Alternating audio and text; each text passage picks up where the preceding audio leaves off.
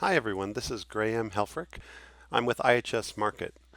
I'm really excited to do this talk for you today because I think this title here, which is a multi-well model we can all use, I think that's a pretty big claim. But I'm hopeful that in the next 25 or so minutes, I'm going to prove that to you and you're going to agree with me. Now, if you're watching this, I'm going to take a guess that you're either already using some sort of multi-well reservoir simulation software, or you're not, but you'd like to be using a tool like that that's easy to use. So, what are a couple reasons why people want to use multi-well models? Well, to solve problems, of course. So, one of them is trying to make decisions about well spacing for greenfield development. Another is to predict what would happen if I drilled an infill well or infill wells, either in my conventional or unconventional field. Another is to consider how is the pressure from a producing well going to impact the other well next to it. And that matters when we're both history matching for reservoir characterization as well as forecasting. Another is if we operate a well at a high drawdown or a low drawdown, we know that will dictate the rate that the well will produce at. But how will that operating condition rob production from a nearby well sharing the same reservoir? Again, another reason to use a multi-well reservoir model. Another reason is for a mature oil field, trying to predict what would happen if we started injecting water to provide pressure support. Okay, so again, these are some of many reasons to use a multi-well reservoir model. Now, I came from Phuket, which IHS acquired, and our objective has always been and continues to be to make practical, easy to use software. And I'm really proud to say that we have made a powerful multi-well and numerical reservoir model that the average engineer can now use and access. And I'm going to hopefully prove that to you next. So let's do a little bit of background. What's the difference between an analytical and a numerical model? So I'll also mention everything I'm going to show you here is in the Harmony Enterprise software, and I'm using version 2018.3. Well, we're first going to review why are analytical models so powerful? And the answer is they're fast. So here we have a horizontal multi-frac well. It's oil well. And below we have the production history in terms of oil volumes, bottom hole flowing pressures, and this is our reservoir description. So as we adjust, for example, our SRV shape, we see below that our history match starts to improve. Okay, and this is our objective. We're trying to get this synthetic brown line of pressure to match the actual bottom hole flowing pressure by adjusting all of these various reservoir inputs. So as you can see, analytical model, we get that really quick feedback. In fact, you can even turn on a variable, in this case, the matrix permeability, and I can ask the software to automatically tune and adjust that parameter to give us our history match a little bit better. So I'm going to make another little adjustment here.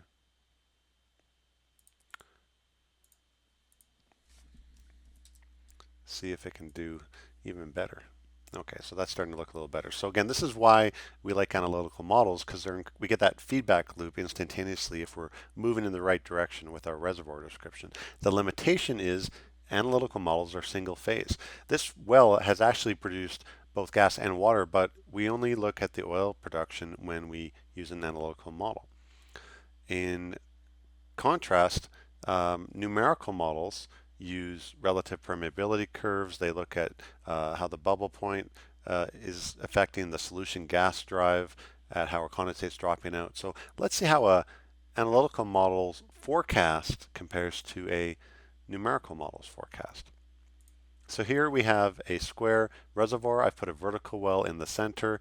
I've given it a porosity net pay. So this is a analytical model, meaning the forecast we get here, which starts at about 800 barrels per day, it only predicts an oil forecast. It doesn't consider any gas or water coming out of this well in its forecast. So this is single phase. In contrast, we have the same reservoir description, but here we have it as a numerical model. So we see the grid cells here, we see the changing saturation of oil, gas, and water through the reservoir into the future. So this numerical model is actually using these relative permeability curves here that that all numerical models need. So the forecast is a little bit different now. We can see, yes, we get our oil forecast, but we also get a water forecast, a gas forecast, and we actually get a changing GOR predicted into the future. So this works for black oil, this works for volatile oil, and for gas condensate, we use the Ovalle correlation to predict condensate dropping out of the gas.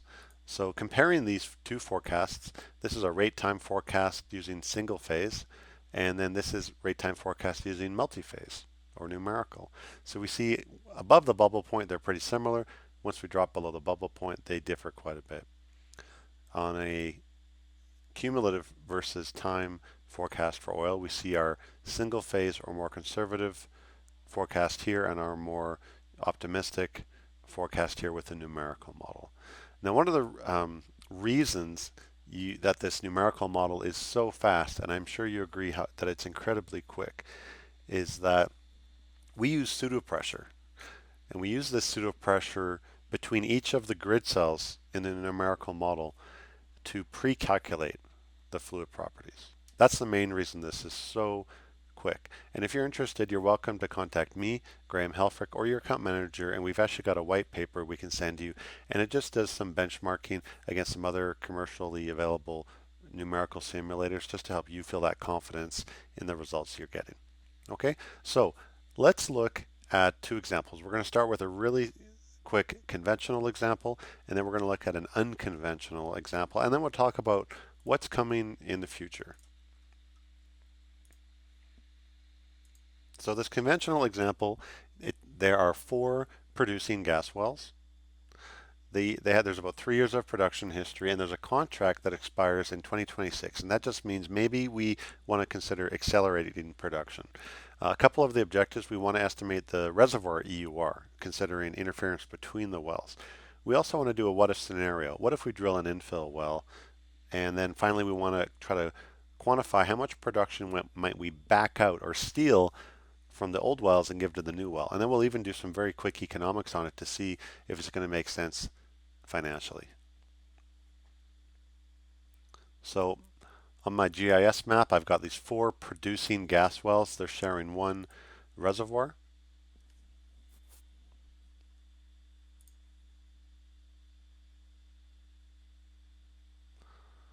Here is my multi-well model. I'll just expand this other scenario here too. So when we begin our history match, we can immediately see the pressure drawdown historically occurring around each well as they begun their production in the past. I'm going to hit pause for a moment just to explain something here. So these lines that we're seeing here, when I saw them, the first thing I thought was, are those no flow boundaries? The answer is no. These are actually areas where we can describe a set of reservoir properties that apply to each well. So for well number 1, I have input permeability, skin, net pay, porosity, saturation, and those properties are exclusive to this area right here. Well number 2 has a totally different set of those reservoir properties: permeability, skin, net pay, porosity, saturation. So the pressure will move across this line. Fluids will flow across this line. This is simply a reservoir property line. We can also quickly see how the grids are set up automatically here, the grid cells for us.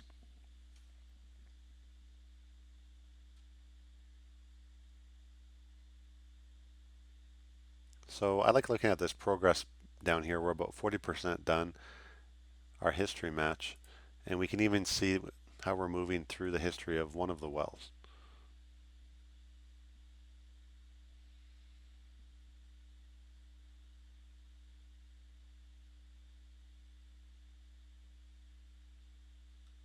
And now we're going into forecast mode, and we're done. Okay, so this is well number 2, and I can see its history match is appearing pretty well right here. So we can tune and I have done this already, you can tune these inputs for well number 2 to try to improve your history match. We can look at another one of the wells, see its unique history match there, another well, just to see if we're happy with those inputs. So when I go back to the very earliest date, this is before production begins, I see that my entire pressure is equal at 1,950 psi. If I go ahead to present day, I see that I still have some pretty high pressure remaining in this area with these grid cells, and this may be a potential location where I want to drill my infill well. So let's do that as a scenario. Going back to my GIS map, I'm going to place a well where I want it to be drilled. Now this new well needs some very basic petrophysical parameters and fluid properties, so I'm going to simply copy them from a nearby well. Okay, so I'm just taking these things like net pay, porosity from my clipboard over here, and now for this infill well, we can just apply them like that. So it's really easy using this clipboard feature, which I also like for wellbore properties and lots of other things too.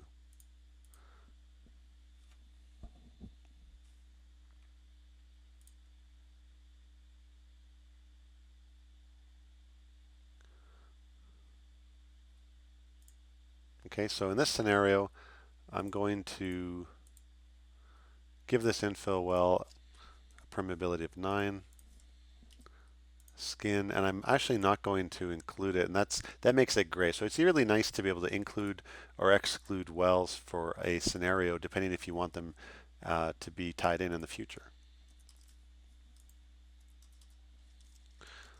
I'm just giving this some basic drawdown conditions that I want it to operate at, and I've actually scheduled it to occur 12 months into the future. So it's basically actually going to be a gas rate of 0 for the first 12 months.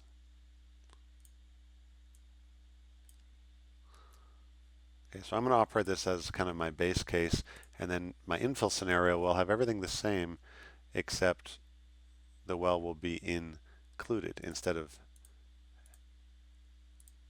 excluded.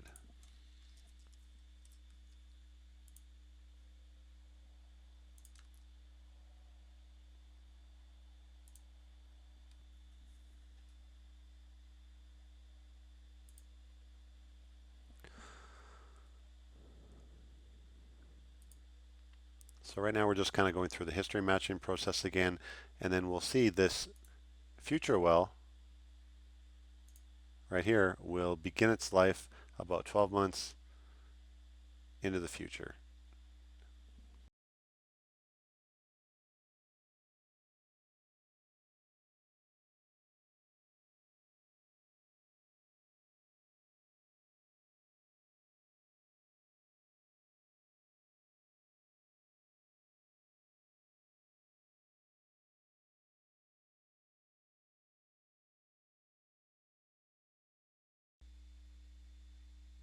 Okay, so it's finished doing the forecast, scheduling the infill well, and the way I can tell it worked is this is the total forecast for the reservoir until we add and tie in that infill well, and then our total rate increases thanks to the contribution from that new well. So let's look at some comparisons here. So we've done two scenarios, and the first, this is a rate versus actually, this is a cum versus time plot. So the red is our forecasted cumulative production without any infill wells, or with the infill well, we get this additional about 25 BCF of gas if we tie in that additional well. So that's fine, but we're going to later look at this from an economics perspective. The other question was, how much will the old wells sacrifice of their production and give to the new well? So this is well number 1, one of the old wells, and its individual forecast will look like this if we do not drill an infill well. However, if we drill the infill well, the old well will give up some of its production to the new well, and well number 1's production will be a bit lower. So we can quantify the lost production from each of the currently producing wells towards the new one. We can also interestingly see the average reservoir pressure through time with 4 wells versus 5 wells, just to see how we're draining the reservoir. So turning this into a bit of an economics comparison, and this is a newer feature found in Harmony Enterprise, we can see that with 4 wells, meaning no infill, this will be our discounted cash flow forecast into the future. And we can apply some basic parameters for economics like discounted rate, fixed and variable operating costs. We can have a price deck for going forward, working interest. And so this is taking the forecast and converting it into a cash flow forecast in blue. If we drill the infill well, we will incur a cost at this point in time where we drill that new well, but we can see that we're going to recover that cost by this point, and we will be in a better position cash flow wise with that scenario. So in this case, it appears to make sense to do the infill well and accelerate our production. Now, a couple very other quick previews of the other conventional ways you can use this multi-well model. One of them is if you have an oil field and you're considering injecting water to add pressure support. So that's what I've done here. And to turn on our grids and turn on our water saturation, this provides a really interesting picture. So this is our injector well. We see how the water saturation is increasing as expected where the injection is happening, and then we can see how the pressure is going to be provided to these producing oil wells on the outside. So this can be used both for history matching or for a what if scenario. What if I inject water? Another is if we have a natural source of pressure support such as an aquifer. And this is a good chance to show off the ability to adjust the reservoir shape, not just a square or a rectangle, but also any shape we want. If we bring in, for example, this is a shape file that I brought in, and I can use it to be a bit of a reference here and adjust the shape of my reservoir boundaries. We have been getting requests to be able to import other layer or picture formats, which makes a lot of sense. And I have applied, in this case, an edge aquifer along this side of the reservoir. We also have a bottom aquifer option. And now we can do our history matching and forecasting. Here I have 3 horizontal oil wells with the help of that aquifer to improve my history match. Okay, so that's it for conventional examples. Let's look at an unconventional example. So this is a 3-well pad, and my workflow process, we still recommend that you begin analyzing the wells one at a time, at least to start. So this is a single well analysis where I'm starting with the flowing material balance, and I actually have the multi-phase FMB option turned on here. Then we'd probably do something like our square root time, material balance time analysis, and this will give us our linear flow parameters and try to start to characterize the SRV. Next, we can do a single well numerical model, and this is used to help history match and fine tune some of those reservoir properties. And I can see I've got everything dialed in pretty well for my single well model here. So I've done this for each of the 3 wells as a first step. What's new is bringing them together in a multi-well model.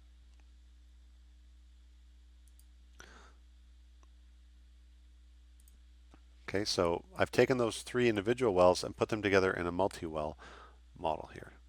So to do our forecast in here, I'm just going to click this button and we're going to do history matching forecasting.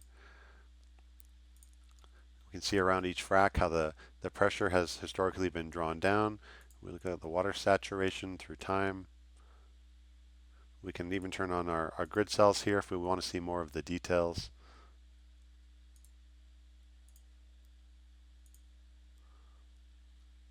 Okay, so I'm almost done. There we go. So we can see our individual well history matches again, very similar to how we did this with a single well, with a vertical example, looking at each well's history match.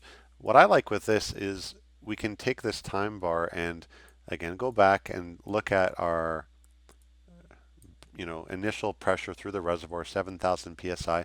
And what I notice is that if I look at my present day, that I do have pressure drawdown around the fracs, but I still have high pressure between the laterals here. That's present day. What if I forecast 30 years? So even 30 years in the future, I'm still not accessing that high initial pressure between the laterals. So this is a potential case to schedule some infills between the current wells. One of the really common questions is matrix permeability. How do I get it? So that, of course, can be one of the sensitivities. So I have one interpretation of matrix perm that I've applied here, and in this case, we got it from a mini frac or a DFIT analysis, which I think is an excellent source of matrix permeability. But you can combine that with production data to try to fine tune or adjust that matrix perm interpretation. You may also want to make a few different iterations, assuming different matrix perm, to see how that affects these decisions. And again, that's the beauty of having such a fast numerical multi-well model to do those sensitivity checks. So now let's go ahead and do this scenario as if we are going to tie in and schedule those infill wells. Okay, so here we can see I've got two new wells appearing here, and you can actually decide if you want to exclude them or include them. This is another quick way to do different well spacing scenarios, and we'll do our forecast with these infill wells scheduled now.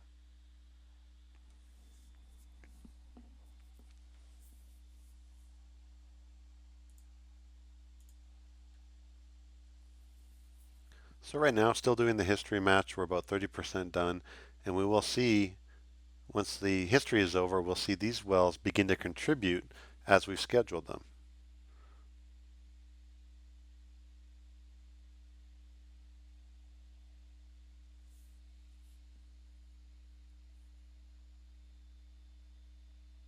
There we go. Okay, so now they're contributing to the forecast. Okay, and right away I can see that just based on the color distribution of the pressure that we are more effectively draining this reservoir with those infill wells, but we need to still do some comparisons, some economics. So simply from a cum time perspective of oil, with only 3 wells, we are going to cum 600,000 barrels. Adding 2 more wells, we're going to cum a total of 960,000. So just cum, of course, we're going to get more production. That's not a big surprise, but we can quantify it here. Next, let's do some simple economics. So with only the 3 producing wells, we can see our discounted cash flow forecast is shown here. Or by scheduling those 2 infill wells, we incur a cost from drilling and completing them. We recover that cost, and then we can see the gain here from a cash flow perspective. Okay. In March 2019, a brand new version of Harmony Enterprise was released, version 2019.1. Among the many improvements, one of them is this new multi-well reservoir model shown here. So this is what people are calling shotgun style or wine rack style completions. So here we have a view of the well looking from the top down at the reservoir. Here we're looking at it where the yellow circles are actually the lateral, so kind of down the barrel of the lateral. So what this means is we can now allow people to land their laterals at different depths. This light green area is the matrix permeability. The blue area is the fracture half length or fracture area, and the dashed area is the SRV. So this is actually one of the first versions that lets us control the fracture half length independently of the SRV area. So for example, for this well here, number 11, we can move the well down a little bit in the completion or back up. We can modify the fracture uh, area, so we'll make it extend a bit lower beyond the SRV, or our SRV can even increase. It can go up a little bit. So again, there's so much flexibility here. It's pretty amazing. The other thing that's totally amazing is how fast this runs. So again, this is fully numerical, multi-phase, and we can schedule these wells to come online at any point in the future, at any drawdown, or we can use this as a history matching technique as well. So I'm about 10% done, and I think my forecast is, in this case, it's a 10-year forecast. While this is running, there's some new options here. You can specify the gridding parameters. There's some presets, coarse, medium, fine, or you can customize the gridding.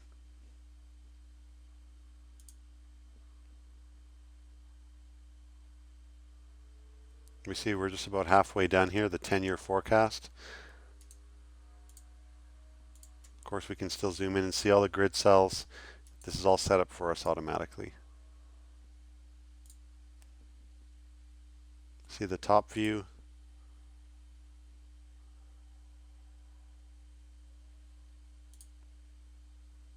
Okay, and we're done. So here we have the production forecast combining, here's all the wells, here's an individual well. We can toggle through the individual wells, see their individual forecasts as long as we've scheduled them. So again, we can go back in time and see how the pressure is changing in the reservoir through our forecast, as well as gas, oil, water saturations. Now, what's going to be coming a little bit later this year is the multi-layer. So you might call this multi-layer. We're actually not calling this multi-layer. We're just letting you land these at different depths. Multi-layer is actually going to let you have a layer of saturation or permeability that differs from another layer, and the fracture from a well will be able to penetrate through those layers. So that will hopefully be coming later in 2019. The workflow, as I mentioned, you're going to follow the traditional RTA style workflow, bringing in your daily rates, surface flowing pressures. You'll be doing some diagnostics like the flowing material balance, identify flow regimes, linear flow, radial flow, estimate permeability, and then you'll do a single well reservoir model like we have in the past. And that's a kind of a past workflow. What's new is you can take this to the next step, taking those single well models into a multi-well model where you can do a lot more what ifs, a lot more sensitivities, scenarios, do forecasting, do the economics. So these last two steps are really what we're adding to the traditional workflow that we've been using for many years. So just a few key takeaways here. People who maybe think of IHS Harmony or Harmony Enterprise or even Fiquet as a single well or even a single phase company, you can see that we have an incredibly fast numerical model here. Okay, and that considers, like I said, relative permeability curves, changing saturations in time, conditions above and below the bubble point and dew point. And it runs so much faster than anything else out there, I think. Now, again, what problems have we really solved by offering this multi-well model? Like I said, trying to come up with well spacing for greenfield development. Another, like we saw here, is trying to predict the impact of an infill well, whether it's conventional or unconventional. We realize that pressure between wells is probably going to impact each other sometime in the future. In my unconventional case, the wells had not yet been interfering with each other, but you may have wells that are already interfering with each other, and that's again another reason where you need a multi-well model to history match that. You can operate wells at high drawdown or low drawdown, and that could very seriously impact the production of the neighboring well. So we can use this multi-well model to consider that. For injecting water to provide pressure support to an oil field is again another way you can use this multi-well model. But I think the most important takeaway here from what you've seen today is that this model finally opens up a multi-well numerical model to the average person.